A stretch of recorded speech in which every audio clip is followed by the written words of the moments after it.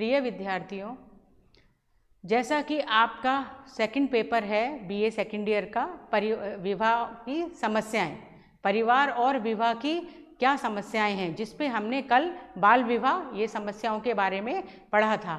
आज हम पढ़ेंगे कि विवाह विच्छेद क्या है और विवाह विच्छेद एक समस्या के रूप में कैसे उभरा हुआ है। विवाह विच्छेद, जैसा कि नाम से ही पता चल रहा है, विवाह का टूटना। विवाह एक ऐसी संस्था है जो कि समाज में सदियों से चली आ रही है और विवाह के साथ ही जुड़ी हुई है परिवार की संस्था। तो परिवार और विवाह ऐसी संस्थाएं हैं जो कि समाज के स्थायित्व के लिए आवश्यक है। ऐसा नहीं है कि विवाह विच्छेद का जो कंसेप्ट है वो कोई नया कंसेप्ट है और आज की परिस्थितियों में ये उभर कर सामने आया है, ऐसा बिल्कुल भी नहीं है।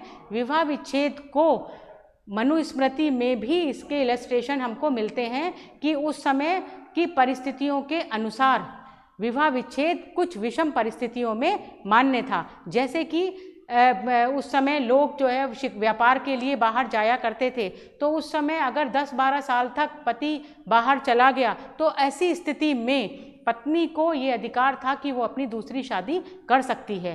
पति को अगर पत्नी के लंबे समय तक संतान नहीं हुई है तो वैसी स्थिति में पति को भी अधिकार था कि वो दूसरा विवाह कर सकता है, पर उसमें साथ साथ ये क्लॉज भी था कि वो अपनी पहली पत्नी को भी साथ में रखेगा और उसका भरण पोषण देगा।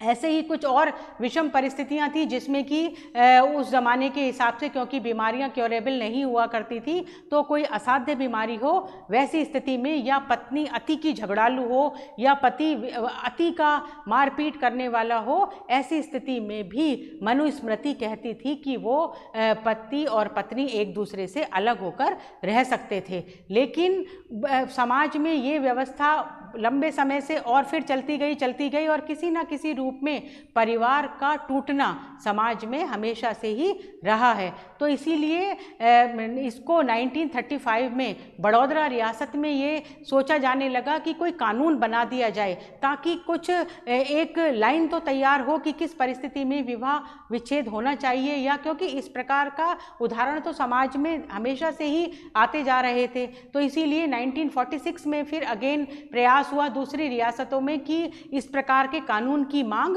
उठने लग गई। और जब देश आज़ाद हुआ तो विशेष विवाह अधिनियम के तहत 1955 में जब अपना विशेष विवाह अधिनियम पारित हुआ तो उसके साथ साथ ही तलाक के लिए कानून बन गया कि कोई ऐसी परिस्थितियां, और उसके साथ साथ पूरा का पूरा एक तैयार किया गया मसौदा कि भाई ऐसी परिस्थितियां हो तो पति या पत्नी में से विवाह विच्छेद ले सकता है। तो जो हमारा आज का ये जो टॉपिक है वो है विवाह विच्छेद।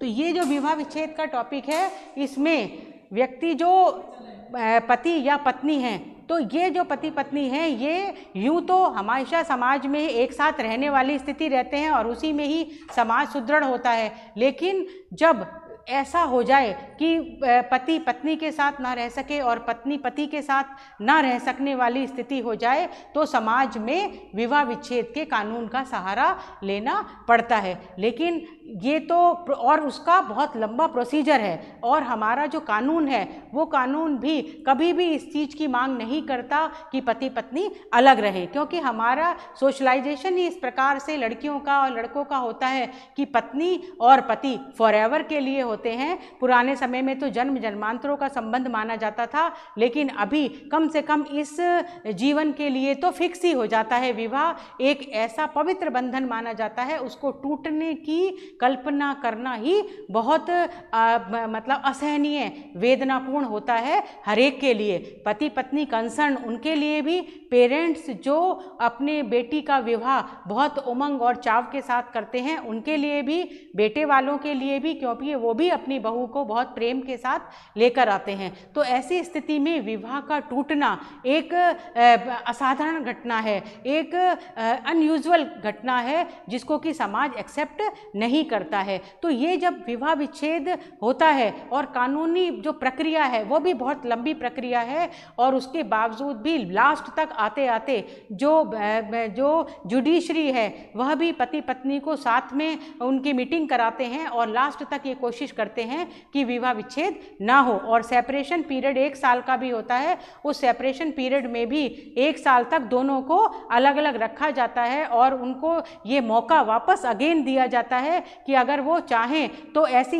इस स्थिति में भी वो जो है एक साथ रह सकते हैं। तो कानून तो इस प्रकार का व्यवहार करता है और कानून ये सिचुएशन देता भी है, क्योंकि विवाह विच्छेद का जो सीधा प्रभाव है वो किसके ऊपर पड़ता है? उसका जो सीधा प्रभाव है वो संतान के ऊपर पड़ता है। जो बच्चे हैं वो बच्चे जो हैं वो सबसे ज़्यादा इसकी पीड़ा को भोगते हैं, क्योंकि जो अगर बच्चे तो किसको चाहते हैं? माता पिता दोनों को ही चाहते हैं। तो अगर सिर्फ माता का प्रेम ही मिलेगा या पिता का प्रेम ही मिलेगा, तो जो माता पिता दोनों का ही प्रेम जब उनको नहीं मिलेगा तो उससे क्या होगा? संतान के ऊपर उसका बुरा प्रभाव पड़ता है। तो ये जो है संतान इसके प्रभाव को भोगती है। और दूसरा जो सबसे ज़्यादा जो प्रभाव अगर लेडी के ऊपर पड़ता है, क्योंकि अगर वो आत्मनिर्भर नहीं है, अगर वो आत्मनिर्भर नहीं है तो आत्मनिर्भर नहीं होने के कारण से क्या होगा कि उसको गरीबी का सामना करना पड़ेगा। और समाज जो है वो इस चीज़ को जो है वो क्योंकि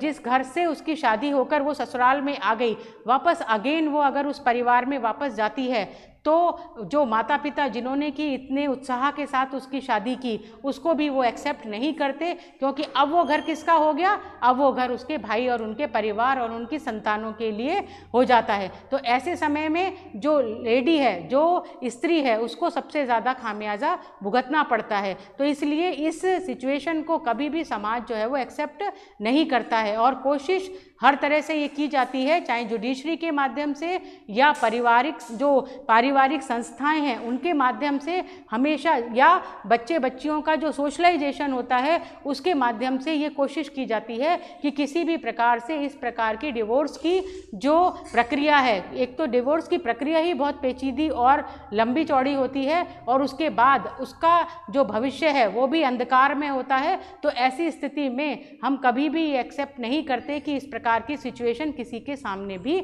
आए।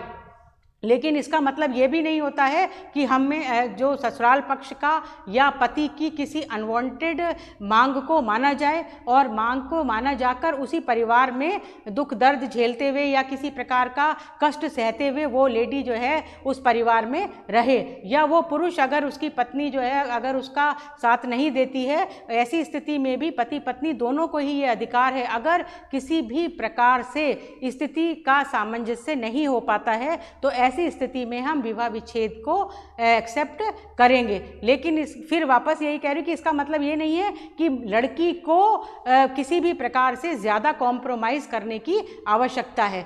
तो अब हम क्या करें? समाज की मांग क्या है? समाज की मांग ये है कि लड़की को आत्मनिर्भर बनाया जाए, लड़की को एजुकेटेड बनाया जाए और लड़की का जो सोशलाइजेशन है वो इस प्रकार का होना चाहिए जिसमें कि उसको ये पता होना चाहिए कि उसको ससुराल में जाकर कुछ समय लगेगा एक्सेप्ट करने में, उनके रीति रिवाजों को, उनकी परंपराओं को, उनके और पति के साथ उसकी आदतों के साथ एक्सेप्ट करना पड़ेगा और उसको टाइम लगेगा। तो ये चीज़ें साइमल्टेनियस ही हैं, क्योंकि पति भी उस प्रकार से पत्नी की आदतों को और पत्नी के साथ रहने की आदतों को वो भी एक्सेप्ट करता है। तो थोड़ा समय लगता है, तो थोड़ा धैर्य रखने की आवश्यकता दोनों पक्षों को होनी चाहिए। और इसका जो डिवोर्स का जो मेन कारण आज के आधुनिक समाज में दिखाई दे रहा है वो ये है कि पेरेंट्स का कई बार दखल बहुत ज़्यादा होता है। तो अपनी जो बेटी के प्रति जो अति का मोह होता है वो मोह उसको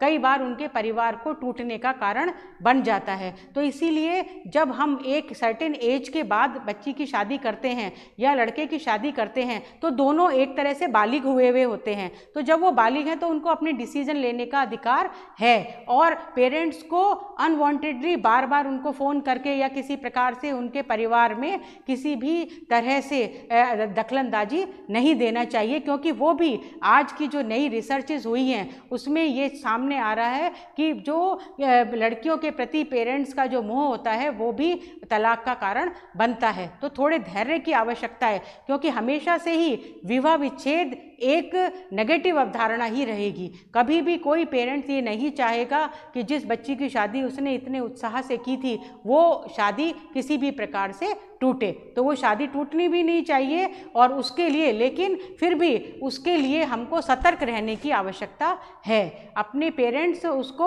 ओवरलुक करें, उसको देखें, दूर से रहकर उस परिवार को लंबे समय तक 2-3 साल तक उसको देखने की आवश्यकता है। और जब वो देखकर उनको सेटिस्फेक्शन हो जाए कि वो अब सही प्रकार से अपने परिवार में रह रही है या अपने परिवार में वो अपना सही तरीके से एडजस्ट हो गई है, उसके बाद वो जो है इस स्थिति से निकल सकते हैं। तो ऐसे में जो विवाह विच्छेद का जो अवधारणा है, वो विवाह विच्छेद की अवधारणा जो है वो कभी भी समाज की नकारात्मक अवधारणा से सकारात्मक अवधारणा तो कभी नहीं बनेगी।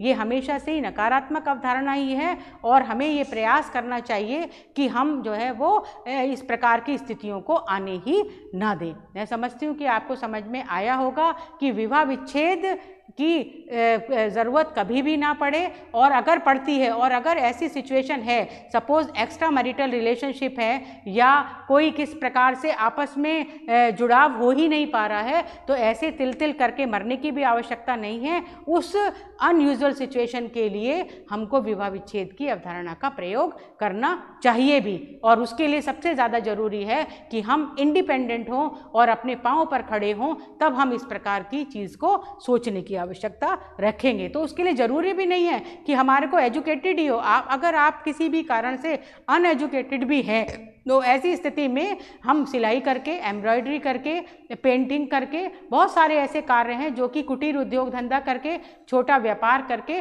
तो भी इंडिपेंडेंट हुआ जा सकता है। लेकिन किसी भी तरह से जो अनविलिंगनेस के साथ अपना वैवाहिक जीवन भी बिताना नहीं चाहिए। तो विवाह विच्छेद का टॉपिक हमने देख लिया। विवाह विच्छेद के कारण जो रहेंगे वो कारण आधुनिकीकरण भी होगा, नगरीकरण भी होगा, माता पिता का अति का प्रेम भी होगा और समाज की बदलती हुई सोच भी होगी, लड़कियों का फैशन फरस्ती भी होगी। तो ऐसी स्थिति में हमको एक सही रास्ता अपनाना पड़ेगा जिसमें कि हम मॉडर्नाइजेशन तो रखें, लेकिन मॉडर्नाइजेशन के साथ साथ अपनी पुरानी परंपराओं को भी ना तोड़ें। मैं समझती हूँ कि आपको समझ आ गया होगा। अगर फिर भी कोई समस्या हो तो आप पूछ सकते हैं। Thank you very much.